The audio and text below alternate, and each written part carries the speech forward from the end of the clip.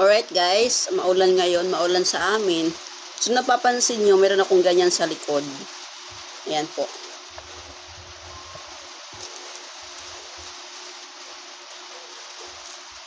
Ang alam ko lang dyan tawag is whiteboard lang po eh.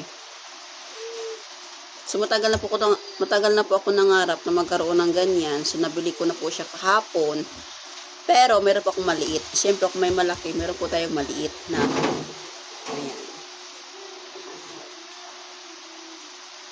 1/4 size ata to guys, 1/4 size.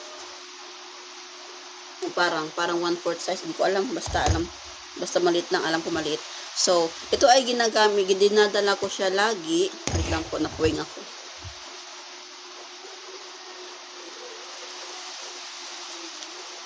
Okay, itong maliit na to, ito yung dinadala ko every time na may client ako meet up. Lagi ko siyang nakalagay sa bag. Ito yung bag kong dala yan. So, nandyan po lahat. Nandyan ang cellphone, tarpaulin, lahat ng mga sa TPC, loading business. So, ayan po, binili ko po siya kahapon kasi kailangan ko po yan. So, proud to say, Katas TPC po yan. Katas load. No. So, mga gamit ko po yan every time na magturo ako sa team ko.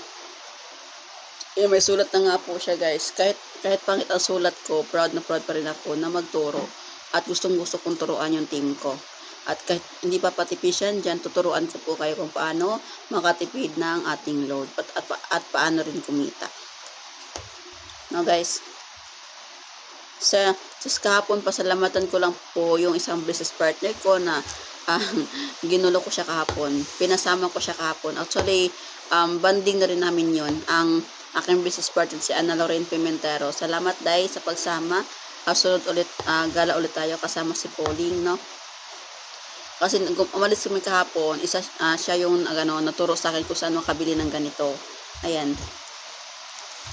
Sinabi ko lang sa kanya na magbili ako ng whiteboard. Siya ang naturo sa akin kung saan siya pwedeng mabili. So, yun lamang po guys. Abangan na lang po yung aking vlog or aking training dyan po sa team ko.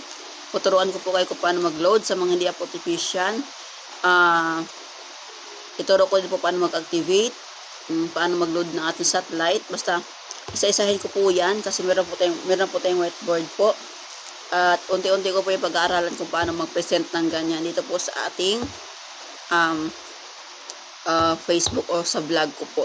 So, yun lamang po guys. Maraming salamat po. God bless po.